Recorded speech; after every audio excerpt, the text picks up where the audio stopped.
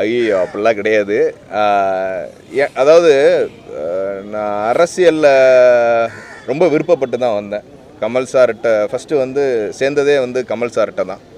அப்போ உங்களுக்கு தெரியும், ஆரம்பித்து பெரிய ஒரு எல்லாமே பண்ணோம் கமல் சார்கிட்டருந்து. அதுக்கப்புறம் நான் வந்து சில மோடிஜியோட ஈடுபாடுகள் அவரோட ரொம்ப இஷ்டப்பட்டு தான் நான் வந்து பிஜேபி போனேன்.